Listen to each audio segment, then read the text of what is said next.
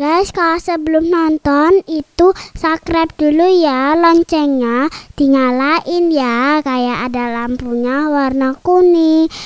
Bye bye, sampai jumpa di like, comment, share, dan subscribe. Tombol lonceng diklik sampai berwarna abu-abu. Bye bye. Assalamualaikum warahmatullahi wabarakatuh. Teman-teman netizen dimanapun kalian berada, saya doakan semoga kalian mendengarkan cerita saya ini mendapatkan rezeki yang luar biasa, kesehatan yang baik, serta digampangkan segala urusannya teman-teman. Baik teman-teman, kali ini saya akan bercerita tentang kejadian mistis di keluarga saya. Nah, ini terjadi kepada ibu saya sekitar tahun 2015 akhir teman-teman. Dimana 2015 akhir ini ibu saya yang sedang bekerja di sebuah perusahaan, ya, perusahaan terkemuka di Jawa Timur lah. Ini waktu itu di bidang pelayanan teman-teman. Ya. Setelah di bidang pelayanan, ada satu klien. Kalau perusahaan itu customer ya, kalau kita menyebutnya klien lah, atau nasabah ya, saya nyebutnya gitu. Nasabah yang menjual saham teman-teman. Nah, dimana setelah menjual saham terjadilah banyak transaksi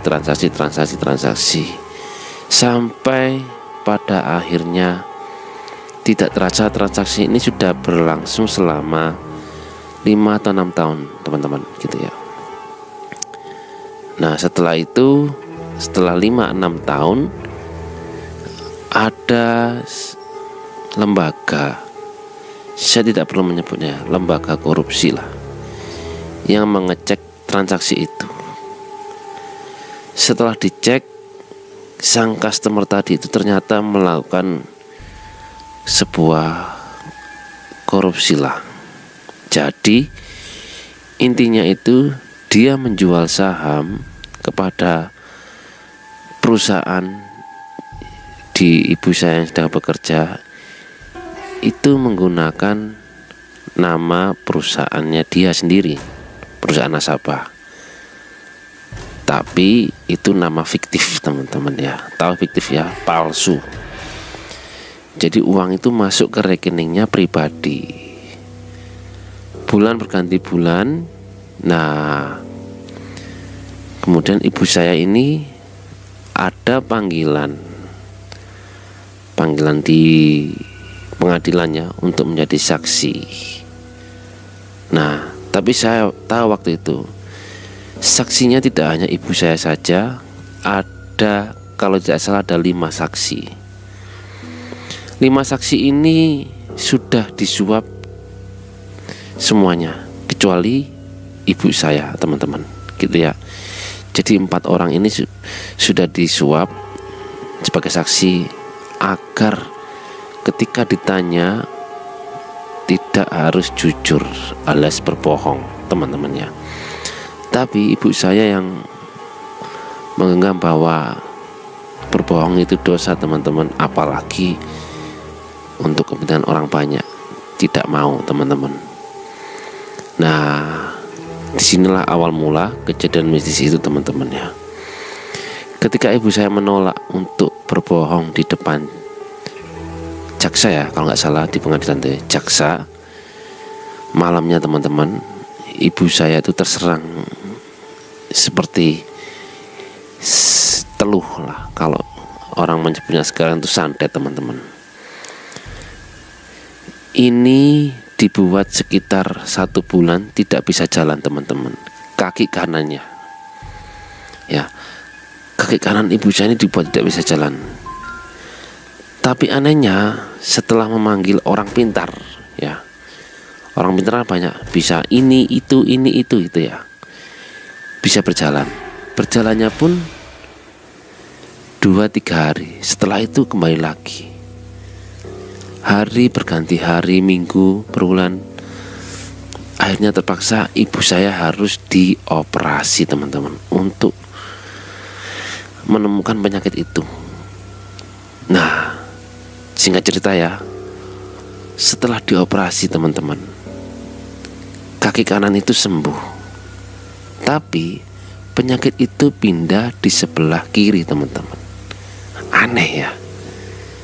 Setelah operasi tiba-tiba penyakit itu pindah sebelah kiri, dan menyebabkan semua dokter, teman-teman ibu saya ini, termasuk saya sendiri anaknya ini panik. Ini penyakit apa sebetulnya? Padahal teman-teman ibu saya ini sudah mengirimi semua orang-orang pintar teman-teman. Ya, baik yang dilakukan penyembuhan secara dekat maupun jauh. Aneh bin ajaib teman-teman ya. Setelah itu ada suatu malam, ibu saya ini bermimpi teman-teman. Ibu saya ini bermimpi, ibu saya itu dikejar-kejar seperti binatang tokek besar. Dua tokek besar, saya masih ingat ya. Kemudian saya menembak tokek tersebut, dar gitu ya, mati salah satu. Ternyata yang ditembak itu tokeknya itu tekeknya itu suami istri teman-teman. Yang mati nggak tahu ya, suami atau istrinya.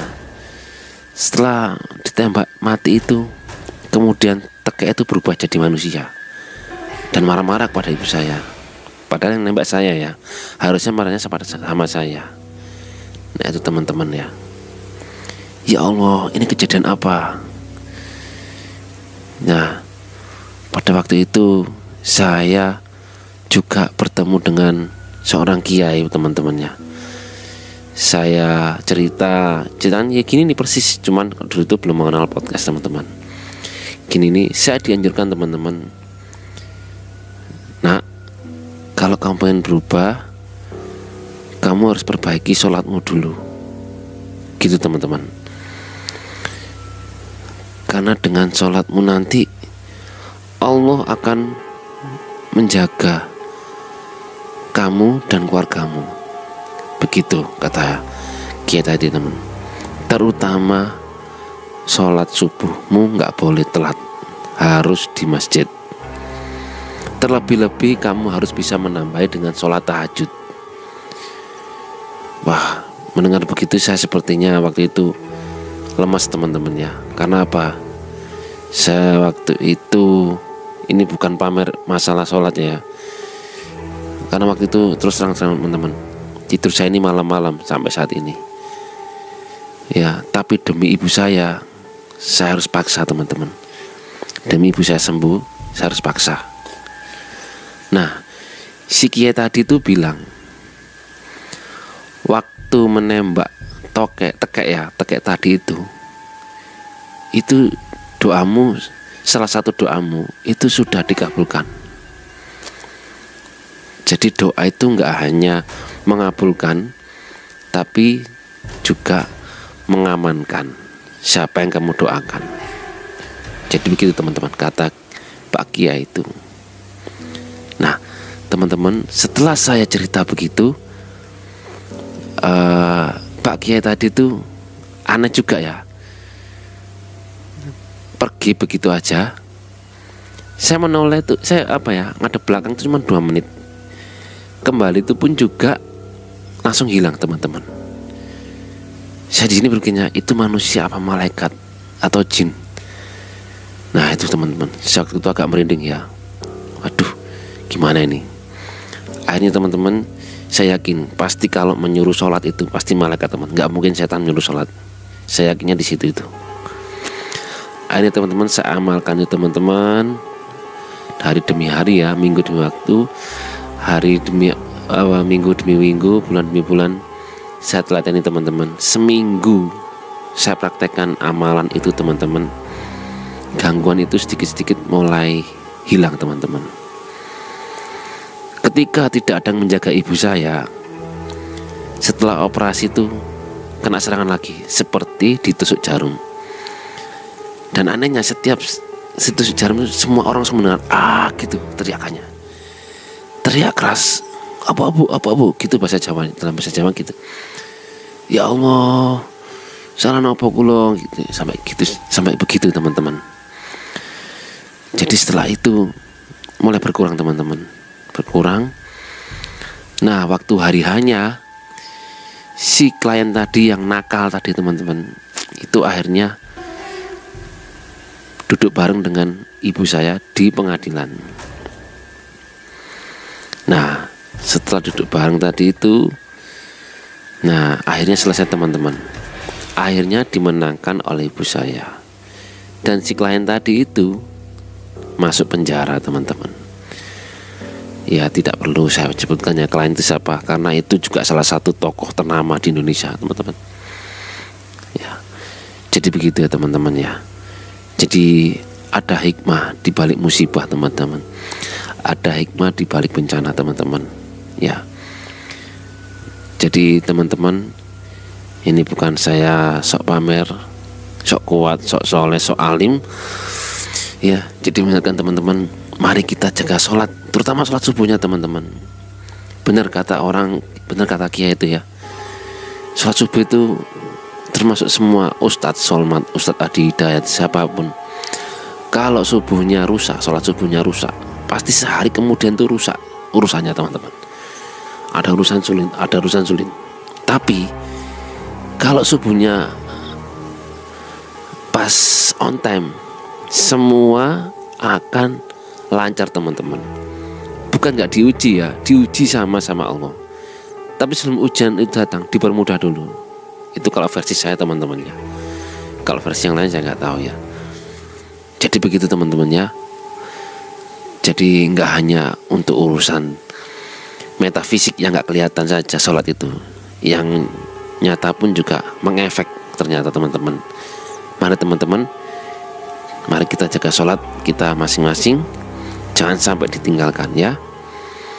Jagalah sholatmu, kelak nanti jika engkau telah tiada, maka sholat yang akan menjagamu teman-teman. Begitu ya kata para ustadz teman-teman. Oke teman-teman, kurang lebihnya mohon maaf. Assalamualaikum warahmatullahi wabarakatuh.